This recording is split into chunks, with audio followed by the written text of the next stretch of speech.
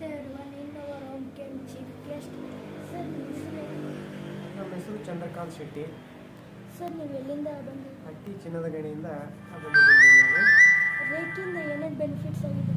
ನಾನು ಬಸವರಾಜ್ ಗುರೂಜಿ ಅವ್ರನ್ನ 5 ವರ್ಷದ ಹಿಂದೆ ಕಂಡೆ. ಆನ್ ದಿ ವೇ ಗಂಗಾವತಿಗೆ ಹೋಗ್ಬೇಕಾದ್ರೆ ನಾನು ಬೋರ್ಡ್ ನೋಡಿಬಿಟ್ಟು ಬಂದೆ. ಇಲ್ಲಿ ನಾನು ಗುರೂಜಿ ಅವ್ರ ಕಡೆಯಿಂದ ದರ್ಶನ ಪಡ್ಕೊಂಡು ಇಲ್ಲಿ ಏನೆಲ್ಲ ಕಲಿಬೋದು ಅಂತ ಗುರೂಜಿ ಅವ್ರನ್ನ ವಿಚಾರ ಮಾಡಿದಾಗ ಅವರು ಧ್ಯಾನದ ಮಹತ್ವ ನನಗೆ ಮೊದಲು ತಿಳಿಸ್ಕೊಟ್ರು. ಧ್ಯಾನದ ಜೊತೆಗೆ ರೇಖಿ ದೀಕ್ಷೆನೂ ತಗೊಂಡೆ ನಾನು.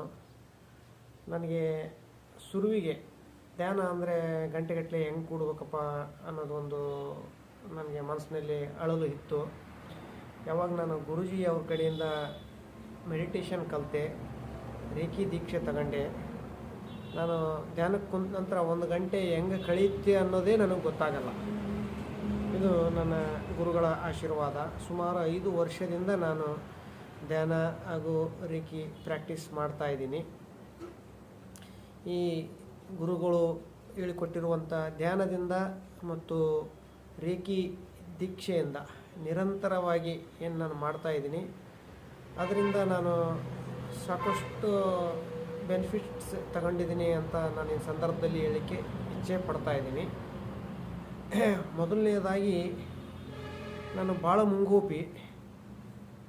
ಧ್ಯಾನ ಮಾಡೋದ್ರಿಂದ ನನ್ನಲ್ಲಿರುವಂಥ ಒಂದಿಷ್ಟು ಸಿಟ್ಟು, ಕೋಪ ಇದೆಲ್ಲ ಕಡಿಮೆ ಆಗ್ತಾಯಿದೆ ಅಂತ ನನಗೆ ಅನಿಸ್ತಾ ಇದೆ. ಮಾಡಿಕೊಂಡ್ರೂ ಸಹಿತ ಸಿಟ್ಟು, ಕೋಪ ಮಾಡಿಕೊಂಡ್ರೂ ಸಹಿತ ಅದು ಇಮಿಡಿಯೇಟ್ ಕಂಟ್ರೋಲಿಗೆ ಬರ್ತಾಯಿದೆ. ಇದು ಧ್ಯಾನದ ಫಲ ಅಂತ ನನಗೆ ಅನಿಸ್ತಾ ಇದೆ. ಕೆಲವೊಂದು ಸಂದರ್ಭದಲ್ಲಿ ನಾನು ನನ್ನ ಆರೋಗ್ಯ ಕೆಟ್ಟಾಗ ಈ ಧ್ಯಾನ ಮತ್ತು ರೇಖಿ ಏನು ನಾನು ಸಾಧನೆ ಮಾಡ್ತಾಯಿದ್ದೆ ಅದರ ಫಲ ಸಿಕ್ಕು ನಾನು ಸಂಪೂರ್ಣವಾಗಿ ನನ್ನ ಆರೋಗ್ಯ ನಾನು ಕೆಡಿಸ್ಕೊಂಡಾಗ, ನಾನು ಅನಾರೋಗ್ಯದಿಂದ ಇದ್ದಾಗ ಅದರಿಂದ ಹೊರಗಡೆ ಬಂದು ನಾನು ಮರು ಜನ್ಮ ಪಡೆದಿದ್ದೀನಿ ಅಂತ ನಾನು ಈ ಸಂದರ್ಭದಲ್ಲಿ ಹೇಳಲಿಕ್ಕೆ ಇಚ್ಛೆ ಪಡ್ತಾ ಇದ್ದೀನಿ. ತಮ್ಮೆಲ್ಲರಿಗೂ ಗೊತ್ತು, ಕರೋನಾ ಮಹಾಮಾರಿ ಬಂದು ಎಷ್ಟೆಲ್ಲ